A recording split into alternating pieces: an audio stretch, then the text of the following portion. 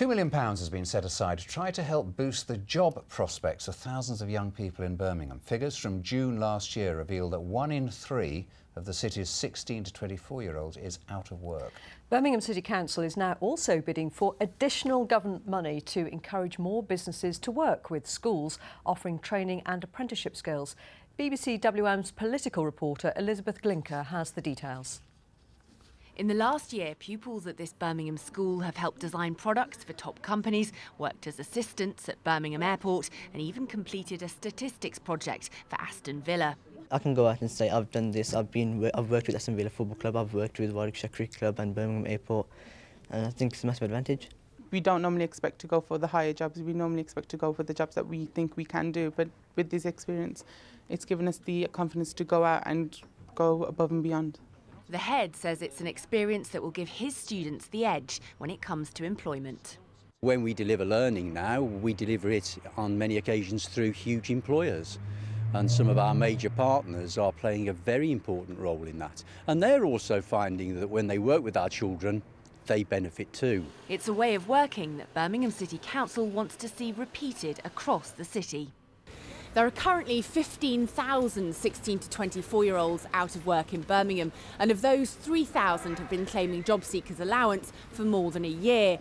It's a problem which, if not tackled, could cost the city £1 billion in the next decade. Unveiling plans to tackle youth unemployment today, the City Council leader, Sir Albert Bohr, announced he'd found £2 million for a new job fund.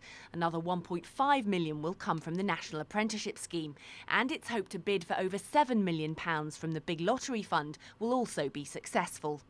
But for the plan to work, employers must be prepared to take on trainees. Network Rail has signed up. I'm really impressed with some of the skill sets that they bring. Just their energy and passion sometimes is exactly what employers want. After a year on the dole, Courtney is now on a Network Rail pre-work training scheme. Recently I've been doing voluntary work to gain experience so I can get that advantage over somebody else. But at the minute, it's very hard. So opportunities like this, I need to take. It's hoped today's announcement will help create 1,000 new jobs for people like Courtney. Elizabeth Glinker, BBC Midlands Today, Birmingham. And joining us now is the leader of Birmingham City Council, Sir Albert Bohr. Thanks very much for your time this evening. Now, at the end of last year, talking about the council's finances, you used the phrase staring into the jaws of doom. So council taxpayers watching this evening might be forgiven for wondering where this £2 million has come from. I'm switching it from one budget line to another, essentially. So where's it coming from? The community chest, which we make available to all wards in the city, is some £4 million. I'm taking £2 million of that and I'm going to use it to try and create some jobs, some job opportunities. Somebody somewhere is missing out on that £2 million? I think we'll get much more out of using £2 million for youth unemployment than we would out of spending the £2 million in the direction it's been spent so far.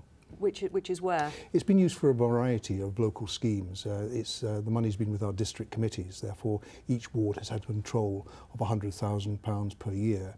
We're leaving £50,000 with each of the ward committees, but using the rest of the money to contribute to this one pot on job creation. OK, so job creation for young people, clearly a priority for you. Have you talked to employers about the skills that they're looking for? So you're putting the money in the right direction? Absolutely. We've had employers involved in the commission and they're steering us towards the measures that we're taking. We've got DWP involved, the Department for Work and Pensions.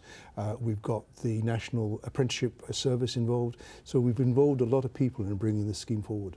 But how do you make sure that the money that you're investing has long-lasting results? All very well creating these apprenticeships and helping to introduce people into employment, but you've got to make sure it lasts, haven't you? Otherwise those figures go down and then they bounce back up again.